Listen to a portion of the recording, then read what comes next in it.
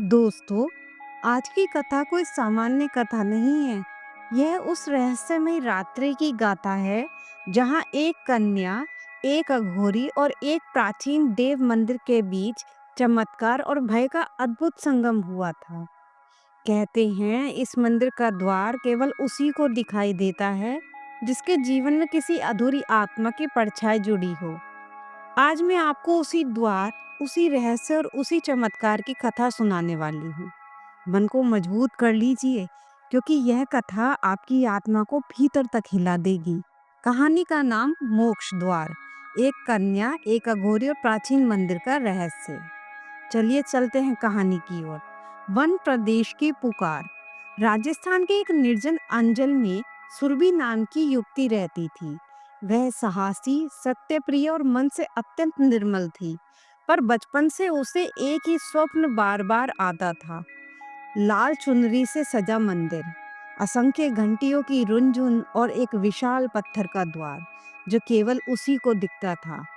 ग्रामवासी उस स्वप्न का उल्लेख सुनते ही मौन हो जाते थे क्योंकि उस क्षेत्र में एक मंदिर का चुपचाप नाम लिया जाता था, मोक्ष द्वार मंदिर। ग्राम का मौन रहस्य। कहते थे कि यह मंदिर केवल उन्हीं को दिखाई देता है जिनके जीवन से कोई अधूरी आत्मा जुड़ी हो। सुरभि को अजीब घटनाएं होने लगी। रात में बिना हवा के घंटियों की ध्वनि, कमरे में अचानक लाल चुनरी का प्रकट होना, दिए का स्वयं प्रज्वलित हो जाना। गांव की वृद्धा ने केवल इतना कहा, बेटी, यह कोई साधारण संकेत नहीं, तुझसे कोई परलोक की शक्ति संवाद करना चाहती है। अघोरी का आगमन। एक दिन गांव में एक वृद्ध अघोरी आए। अघोरी त्वरितानंद। उनकी जटाएं गूंथी थी, नेत्रों में अग्नि और वाणी में प्रचंड शांति। उन्होंने सुरभि को देखते ही कहा, बेटी, तुम्हें जो द्वार दिखता है वह तुम्हारी नियति का आह्वान है। पर ध्यान रहे, हर द्वार मोक्ष का नहीं होता, कुछ द्वार परीक्षा के होते हैं।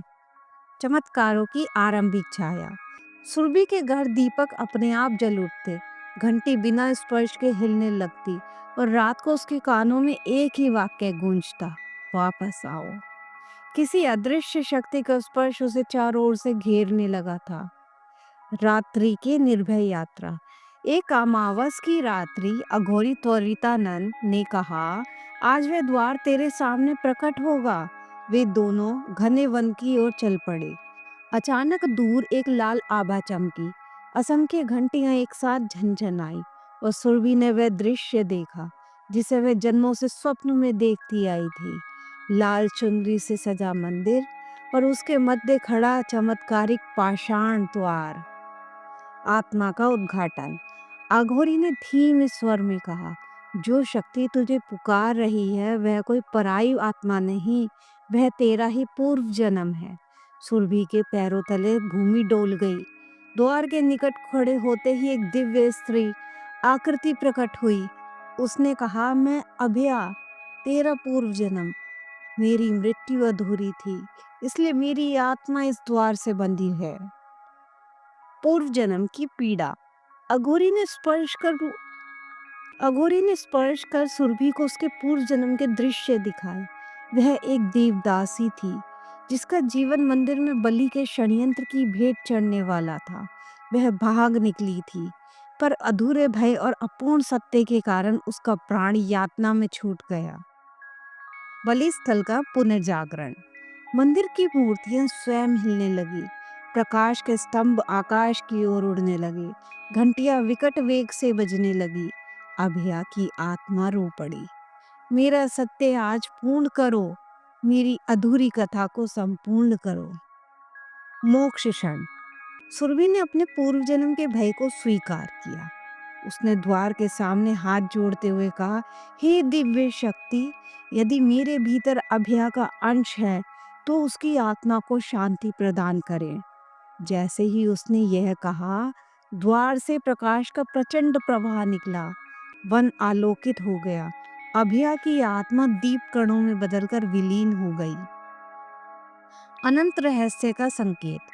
अघोरी ने कहा, बेटी, अब तेरा बोझ मुक्त हो गया, परंतु ध्यान रहे, यह द्वार केवल एक आत्मा का नहीं है, यह अनगिनत असंपूर्ण आत्माओं का पथ है और आज से यह तुझे पहचान चुका है।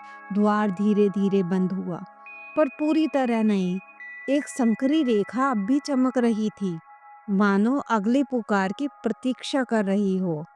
मित्रों, सुरभि अपनी साधारण जीवन में लौट आई, पर उसकी कलाई पर घंटे का दिव्य चिन्ह स्थायी रूप से उभर आया। कहते हैं यह संकेत है कि द्वार अब भी उससे संवाद करता है। वन के मध्य वह मंदिर अब भी है और द्वार अब भी उतना ही जीवित। कौन जानता है अगली बार यह किसे पुकारेगा।